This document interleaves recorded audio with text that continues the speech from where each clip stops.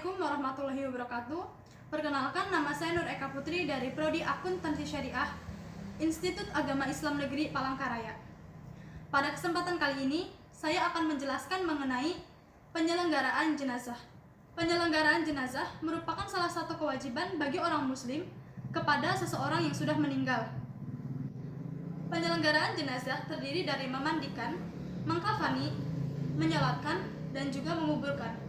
Penyelenggaraan jenazah merupakan fardu kifayah, yang artinya itu wajib apabila belum ada yang melaksanakannya, dan apabila sudah ada minimal satu orang yang melaksanakannya, maka gugurlah kewajiban itu bagi orang yang lain. Akan tetapi, sungguh sebuah kemuliaan bagi kita apabila kita mempunyai kesempatan untuk mengurus jenazah tersebut, terlebih itu adalah jenazah keluarga kita. Penyelenggaraan jenazah yang harus dilakukan sebelum orang meninggal yaitu adalah talqin, yang mana talqin adalah membimbing seseorang yang sedang dalam sakaratul maut untuk mengucapkan la ilaha illallah. Setelah seseorang itu berhasil melewati sakaratul maut, langkah selanjutnya yaitu menutup kedua kelopak mata. Hal ini dilakukan apabila mayat tersebut kelopak matanya masih terbuka. Langkah selanjutnya setelah kita menutup kedua kelopak mata yaitu menutup atau merapatkan dagu atau mulut. Dirapatkan dengan cara mengikat dari dagu ke atas kepala menggunakan kain. Langkah yang selanjutnya yaitu menyedekapkan atau membuat tangan mayat itu dalam posisi seperti kita dalam sholat. Setelah itu barulah kita menghadapkan mayat ke dalam kiblat. Untuk dalam posisi mayat atau berbaring, kiblat itu diukur dari ujung kaki. Jadi ujung kaki lah yang harus menghadap ke kiblat. Setelah itu baru kita menutup seluruh tubuh mayat dengan selembar kain. Kemudian setelah kita menutupkan selembar kain kepada mayat, kita harus menyiapkan alat dan bahan yang akan digunakan untuk proses yang selanjutnya.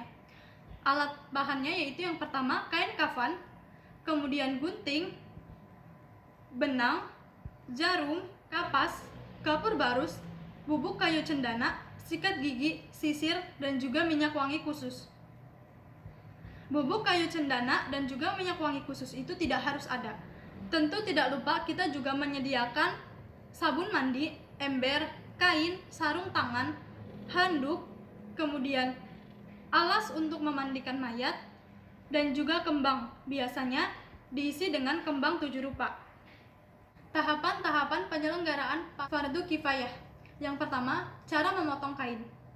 Panjang kain diukur sepanjang tubuh mayat ditambah 1 jengkal dari ujung kepala dan juga 1 jengkal dari ujung kaki.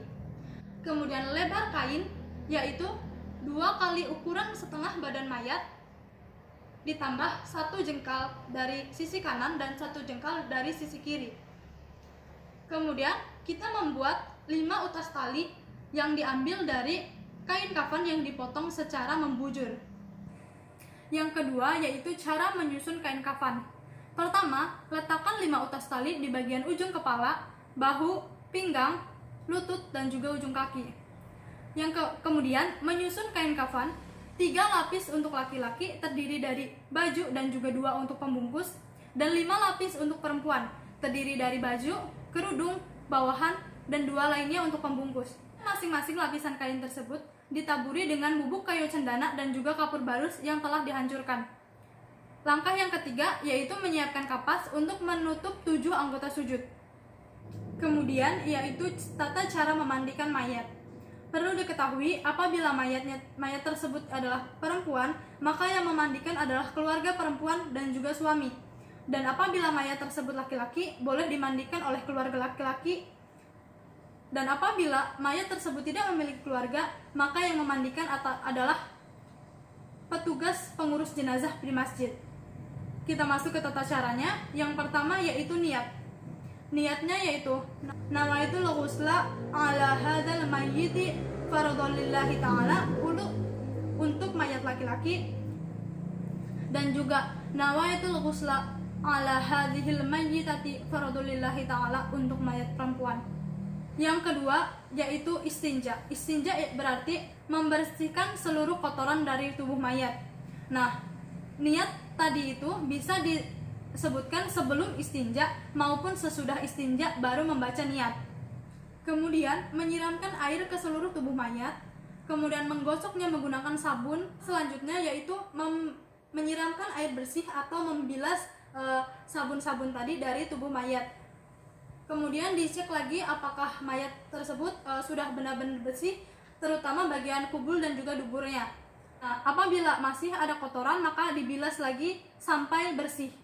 Kemudian baru disiram dengan air kapur barus. Bagi daerah yang melaksanakan, maka pada saat memandikan jenazah dinamakan dengan mandi ganjil atau mandi 9, yang artinya penyiraman ke dalam penyiraman tubuh jenazah itu dilakukan sebanyak 9 kali. Adapun tata cara mandi 9 yaitu membasuh bagian depan mayat sebanyak 3 kali dengan membaca Ghufronaka ya Allah. Kemudian membasuh bagian kanan mayat 3 kali dengan membaca Ghufronaka ya Rahman. Membasuh bagian kiri mayat sebanyak 3 kali dengan membaca Ghufronaka ya Rahim. Kemudian mengganti kain yang basah dengan kain yang kering. Dan selanjutnya yang terakhir yaitu merapikan rambut mayat. Selanjutnya yaitu proses mengkafani jenazah. Jenazah yang telah dimandikan dan dikeringkan dengan handuk kemudian diletakkan di atas kain kafan yang sudah disusun.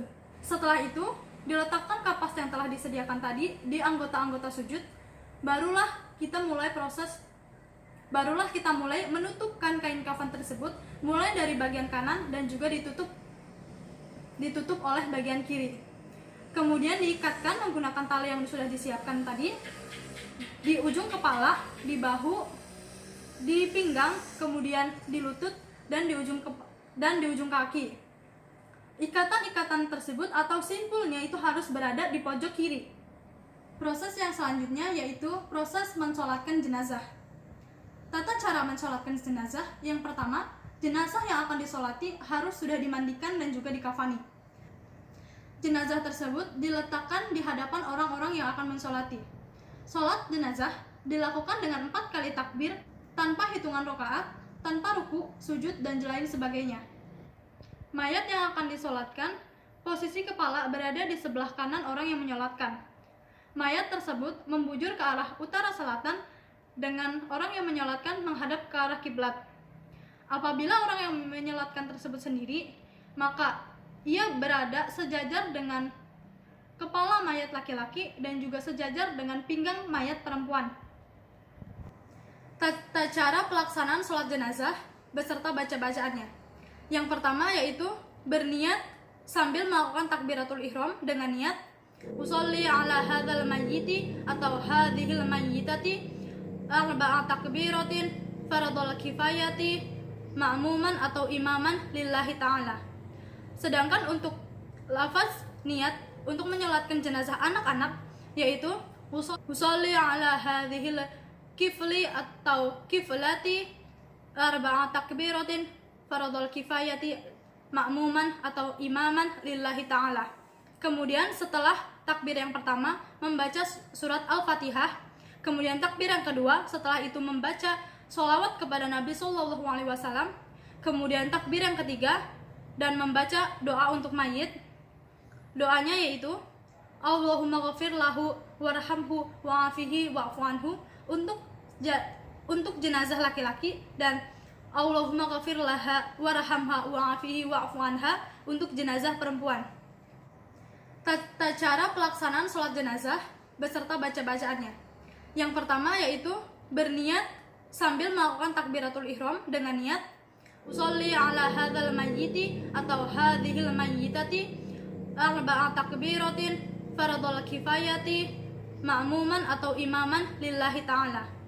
Sedangkan untuk lafaz niat untuk menyolatkan jenazah anak-anak yaitu usolli ala hadhil kifli atau kiflati arba'a takbiratin faradul kifayati ma'muman atau imaman lillahi ta'ala. Kemudian setelah takbir yang pertama membaca surat Al-Fatihah, kemudian takbir yang kedua setelah itu membaca sholawat kepada Nabi Shallallahu Alaihi Wasallam, kemudian takbir yang ketiga, dan membaca doa untuk mayit. Doanya yaitu Allahumma ghafir lahu warhamhu wa'afihi wa'fu anhu untuk jenazah laki-laki, dan Allahumma ghafir laha warhamha wa'afihi wa'fu anha untuk jenazah perempuan. Adapun lafaz doa untuk anak-anak yaitu Allahumma ja'alhu atau Allahumma ja'alha la salafau wa faradau wa ajra.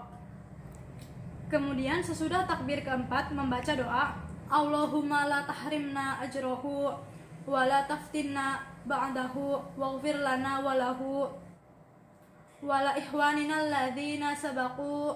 Allahumma la tahrimna ajrahu wa la taftinna ba'dahu waghfir lana wa lahu wa li ihwanina alladhina sabaqu bil iman wa la taj'al fi qulubina ghillan lil ladzina amanu rabbana innaka ra'ufur rahim. Perlu diperhatikan doa tersebut adalah untuk jenazah laki-laki.